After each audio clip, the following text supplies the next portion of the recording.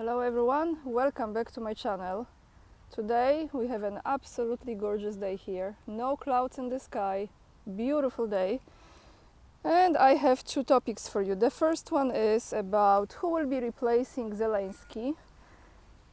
I came across an article that I will be reading you in a second. This might be quite a possible scenario in the very near future, I believe.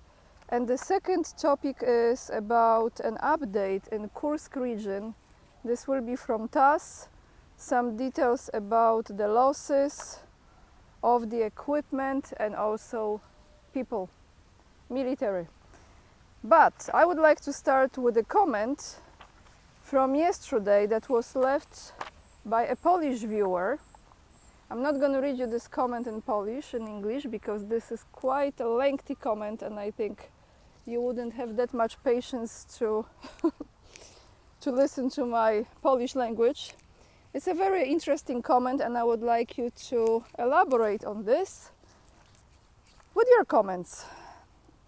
Eva S., she says, in regards to what I've mentioned yesterday in my video about Polish fighters being in the Kursk region, fighting along the Ukrainians, right? So this is quite interesting unfoldment because clearly there is Polish language on the radio communications that is being heard by people. But then you're wondering, who are those people? Are they only mercenaries or are those literally Polish soldiers that has been sent there to help out without the consent of the Polish citizens, right? So let me read you what Eva says. Eva says this: there are two cases when a Polish citizen can serve in a foreign army. Case number one, when consent is granted by the Minister of National Defense. So here you know who it is. This is Sikorski. Thank you, USA. Radosław Sikorski. He's the minister. Actually, I'm sorry, I apologize. He's not. This is the man with his backpack ready. Our Polish Winnie the Pooh tiger. Kosiniak-Kamysz. Sikorski is the Minister of Foreign Affairs. So if the man with the backpack, with the ready backpack, Kosiniak-Kamysz, Polish tiger, Winnie the Pooh, he consents, then the Polish person can go and fight in a foreign army. Second case, if he has dual citizenship and lives permanently in the other country, he can join its army. And here Eva goes into describing how this can go, because therefore they might be Poles living, for example, in Germany or France. Perhaps, this is my speculation, correct me if I'm wrong, someone will correct me, a legal trick was done and Ukrainian citizenship was granted there to those Polish people, to those Poles. As you know, you can buy any type of securities in Ukraine. Of course, they could be people from the country, but nothing is said about it officially. So it's an interesting point here as well. I think at the end of the day, probably all those three scenarios are possible. So mercenaries, Polish soldiers, and then some Poles who have been given, I don't know, I mean really what for, this Ukrainian citizenship, maybe for that reason, to then say that they are not Polish, but they are actually Ukrainians, right? That makes sense. So guys, who will replace Zelensky? Let me try to find a place that actually the sun is cool with my reading. Okay, who will replace Zelensky? Well, oh well, US seeks ex-Ukrainian interior minister as replacement for Zelensky. This is what Russian intelligence says. Moscow, August 13, which is yesterday, the White House sees former Ukrainian interior minister Arsen Avakov, I don't know if I said his name correctly, as a suitable replacement for President Volodymyr Zelensky. Russia's Foreign Intelligence Service, SVR, said in a statement. Former Ukrainian Interior Minister Arsen Avakov is currently considered as an appropriate candidate. The Americans view Avakov's close relations with Ukrainian nationalist formations and his persisting ties to the leaders of European countries as his strengths, the statement reads. So, in a nutshell, he is totally in cahoots with Nazis and European Nazis. So Ukrainian Nazis, European Nazis, same thing. According to the SVR, White House officials believe that the move will allow the West to prepare for possible talks with Russia on resolving the conflict. According to the Russian Foreign Intelligence Service's data, the US elite is growing increasingly discontent with Zelensky, and the voices of those who question the wisdom of sending billions of dollars worth of military aid to Kiev are getting louder, both in the Democratic and the Republican Party. Zelensky is taking reckless steps that threaten to escalate tensions far beyond Ukraine. The Kiev regime's head had turned to frantic actions as he is mostly concerned with retaining power in a situation where his presidential term expired on May the 20th. That said, Washington is looking into options to replace the Ukrainian leader with someone who is more manageable and less corrupt and would suit all of Ukraine's Western allies, the SVR pointed out. Preparations for smear campaigns. The Intel agency noted that the US administration has already instructed its affiliated NGOs, which is non-governmental organizations, to create a scenario of Avakov coming to power in Ukraine.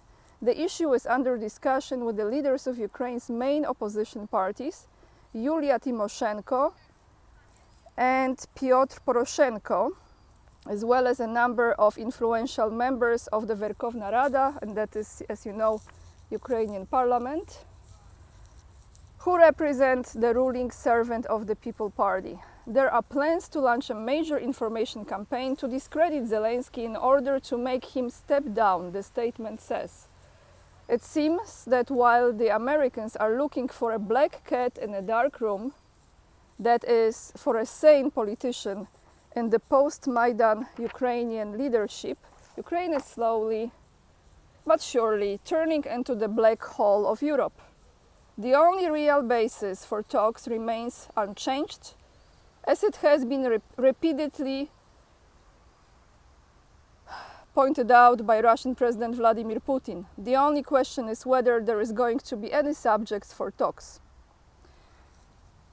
I have to say that I think it's funny if they are reasoning to replace Zelensky with someone who is less corrupt, because the whole purpose of the president of Ukraine is to be corrupt. Don't you think so? I mean, it's just my way of thinking.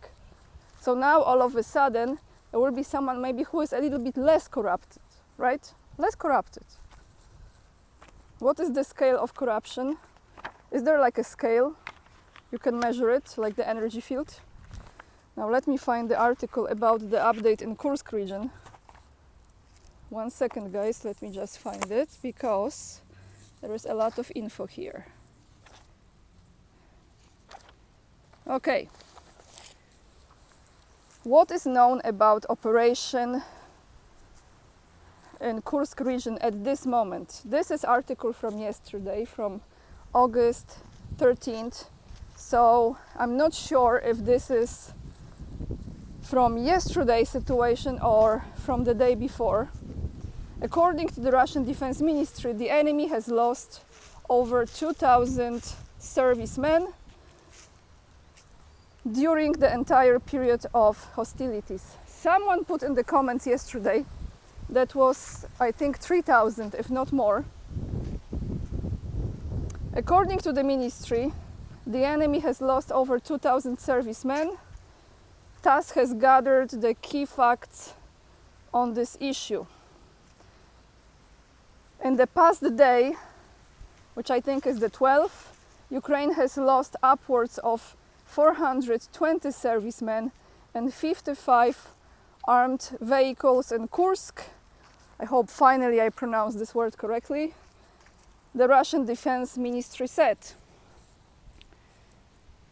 The Russian armed forces failed a breakthrough by enemy armed groups deep into Russia's territory near the settlements of, now Russian names, so bear with me, Obshi Kolodies, Sniagoc, Kachuk, or Kachuk I think, and Alexievsky.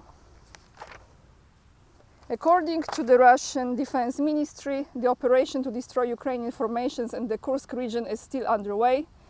Russian aircraft hit Ukrainian armed forces reserves in the areas of Miropolye, Mogrytsia and Pietrushevka on the Sumy region. Kiev's losses here is in the numbers. Over the day, Ukraine's losses totaled up to 420 servicemen and 55 armed vehicles, 3 tanks, 8 armed personnel carriers and infantry fighting vehicle, 43 armed combat vehicles, 31 vehicles, multiple rocket launchers and artillery pieces were destroyed. The enemy lost up to 2,030 servicemen, 35 tanks, 31 armed personnel carriers, 18 infantry fighting vehicles, 179 other armed fighting vehicles, 4 anti-craft missile systems, 2 multiple rocket launchers and 14 field artillery guns during the fighting. So this is the update, everyone. I'm sure by now there is more losses for sure in people's lives, and I just wonder how many of those, percentage-wise, are foreign soldiers or mercenaries. What do you think, percentage-wise? How many of those are in fact Ukrainians and how many are foreign? That's all I have for you today, a little bit shorter video. The day after tomorrow, which is Friday, at 10 a.m. New York City time, I will be joined by Scott Ritter. Yes, again. He had a great interview with Judge Napolitano. I think it was the day before yesterday. So those of you who haven't seen it, Scott goes into details explaining the situation with FBI entering his property. And I'm very happy that he's safe. I know there is protection over him. That is divine protection, that's what I know. And he has a spine that not many men unfortunately have nowadays, and that keeps him going. I'm very, very happy to connect with him this Friday, ask him some questions. So if you have time, join us. 10 a.m. New York City time, 4 p.m. Warsaw time, 5 p.m. Moscow time. With this being said, thank you for subscribing. If you haven't already, please subscribe. It helps the channel to grow. Leave the comments down below. Thank you for all your comments. Thank you for hitting this like. The links to the articles that I read you will find down below in the description box. Please check out other platforms that I have. That is locals. You can join my mailing list as well. Follow me on Instagram, and if you feel like you want to support my work, you can do it by donations on PayPal, Patreon, becoming the supporter on Patreon, member of this channel, buying me a coffee, or donating to my fundraiser, or buying my book with Scott Ritter about the conflict in Ukraine. The links you also find down below this video. Lots of love, everyone, and remember, we are the leading edge and we are saving humanity. See you in another video. Bye, guys.